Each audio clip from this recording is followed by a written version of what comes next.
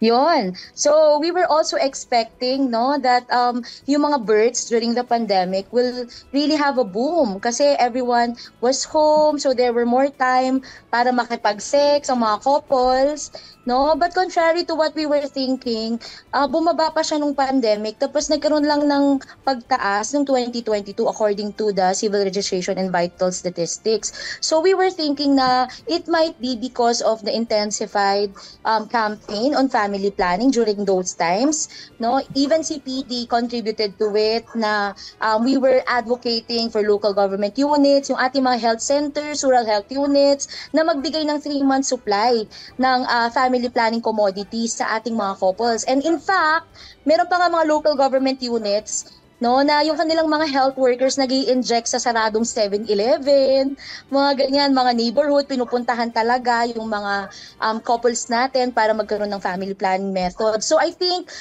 all those work hand in hand sa gobyerno. Kaya instead of it going up, it actually went down during the pandemic. Tumaas lang siya noong 2022 when the restrictions were lifted.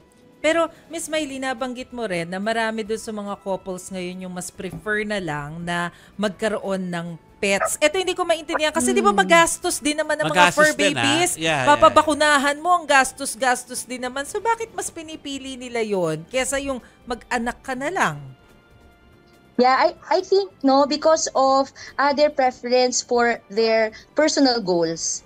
Pag pet, it's not that time consuming. True. Like when you have children, you have to really ensure na mapakain siya, ma-educate siya, maalagaan siyang mabuti, maging healthy siya, maging nutritious yung food niya. Unlike yung mga pets, no, I know na it might be equal sa gastos, no, with the children, but less ang investment in terms of time, in terms of pag-aalaga, no, unlike when you have children. And in fact, yung binabanggit niyo pong study namin from the Philippine Statistical Research Institute, which we commissioned, it's also a government agency. Aside from preferring pets, couples also prefer na talagang mauna yung kanilang mga goals, personal goals nila. And then, contrary to what we were thinking, we thought na ang pandemic was top of mind for Filipinos during that time, kaya hindi sila mag-aanak. Pero economic pala yung kanilang mas concern, the economic